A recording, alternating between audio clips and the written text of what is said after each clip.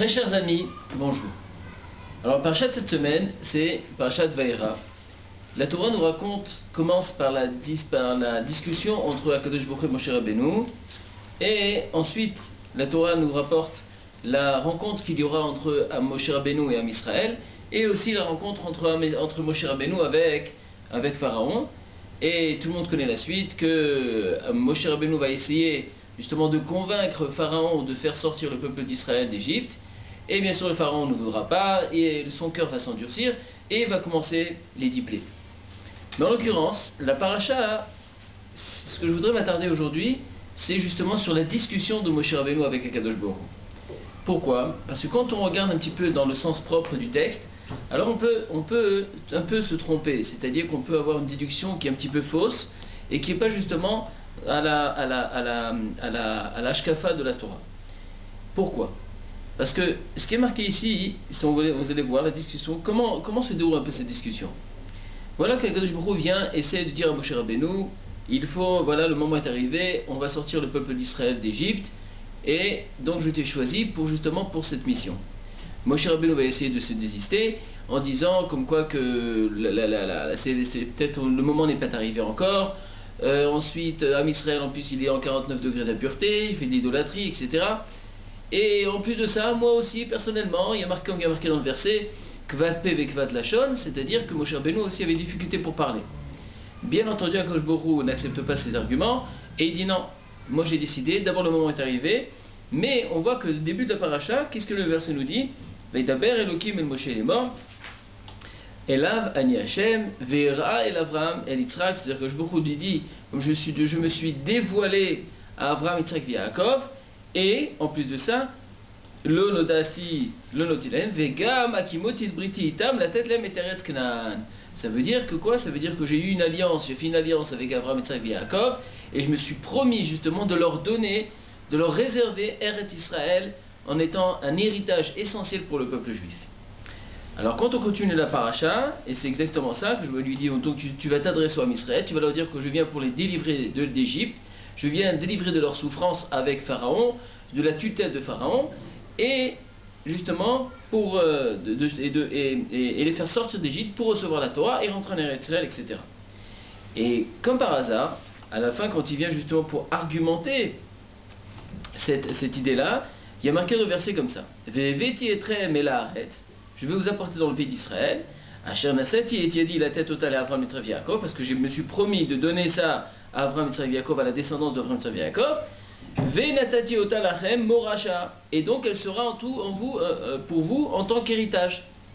Alors quand on voit un petit peu le texte, on a tendance à dire que voilà, Eretz Israël c'est un héritage, donc ça n'a aucun rapport entre la conduite des Bnei Israël vis-à-vis de la Torah, vis-à-vis d'Akadosh Baruch Hu, pour hériter Eretz Israël. Ça veut dire que même si Am Israël n'est pas digne justement de sa conduite en tant que Bnei Israël, alors a priori on peut aussi mériter Eretz Israël. Et d'autant plus que la preuve, c'est que Am Israël était en 49 degrés d'impureté, et Avodah Zara, et malgré tout, ils ont mérité Eretz Israël. Et en plus, c'est un héritage.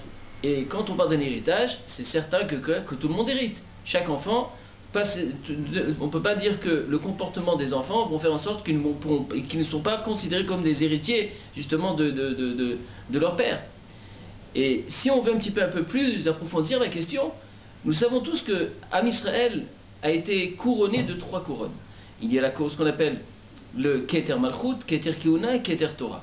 Keter Malchut, c'est la royauté. Keter Kehuna, c'est la Kehuna, c'est les Kohanim. Et Keter Torah, c'est Keter Torah, c'est le Keter de la Torah, la couronne de la Torah. Et nous savons tous que quoi? Que le Keter Malchut et Keter Kehuna, ça, les Bnei Israël, c'est-à-dire les enfants des Kohanim, les enfants des rois, eux, ont hérité justement cette royauté, tout en sachant que l'héritage de la Torah n'a pas eu d'héritage. C'est-à-dire qu'il peut avoir des parents, s'il y a des parents qui sont Kohanim, leurs enfants seront d'office Kohanim. Si des parents qui sont Lévi, qui font partie des Kohanim, les enfants seront Lévi.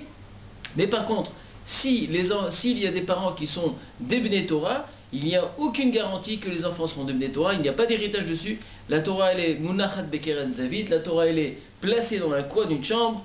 tous ceux qui veulent peut l'étudier, il n'y a aucun problème, et chaque personne est digne justement de recevoir, de gagner cette couronne de Torah, et elle n'est pas donnée en héritage.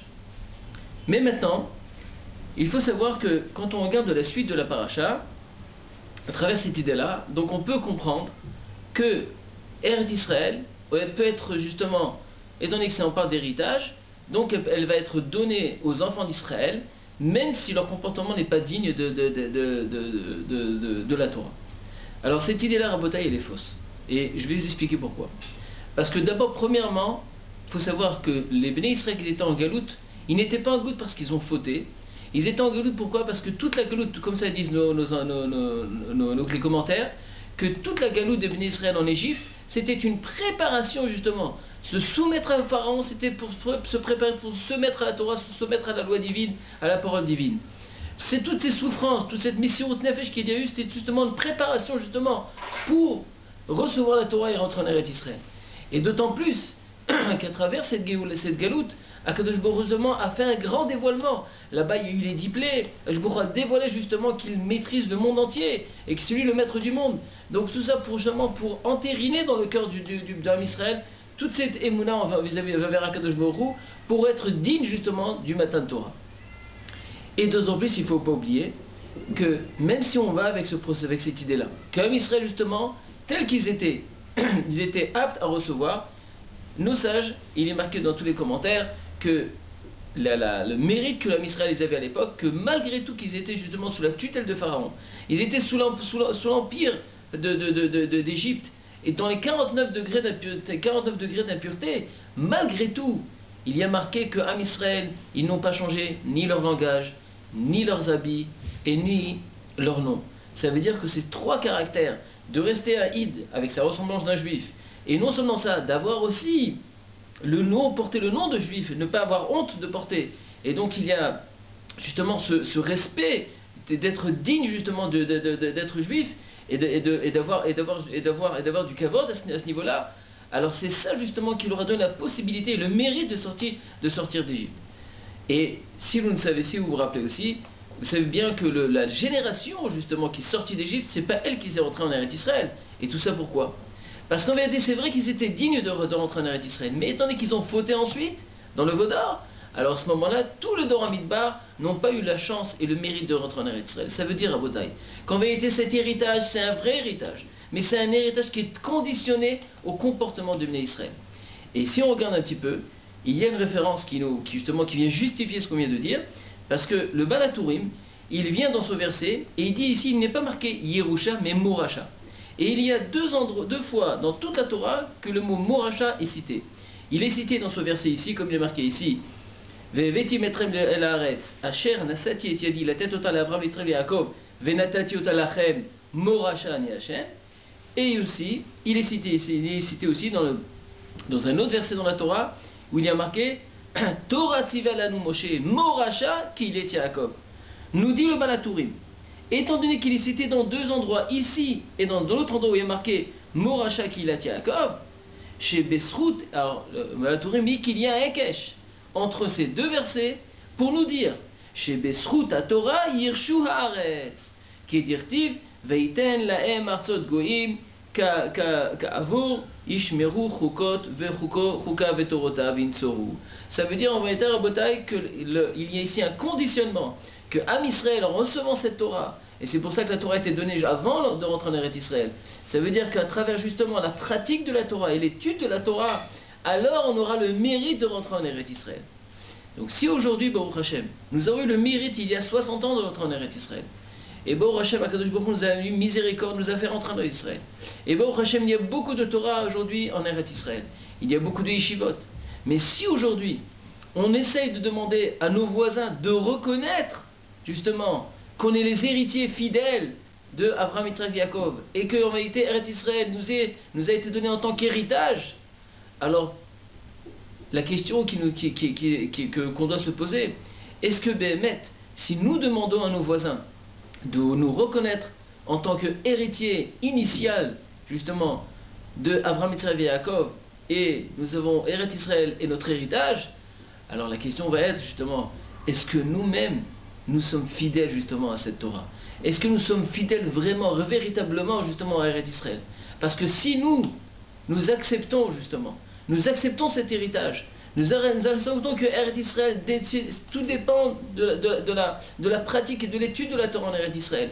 Eretz Israël n'est pas un pays comme les autres. C'est un pays que Chas Veshalom, des personnes qui ne se conduisent pas de façon de bonne et due forme, de bonne conduite. Alors Eretz Israël rejette un petit peu ses habitants. Donc, Moray Verabotai, avant de demander justement d'être justifié par nos voisins, alors il faudrait peut-être se demander à nous-mêmes, est-ce que Béhémet on justifie le certificat que Jbouchou a fait avec nos ancêtres de nous donner en héritage Eretz Israël?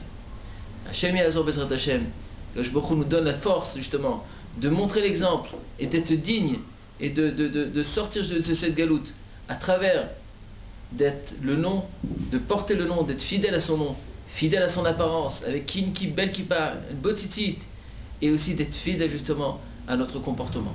Hashem Ezakenu, Sheniske Latzliach, Amen Keni Ratzon, Shabbat Shalom.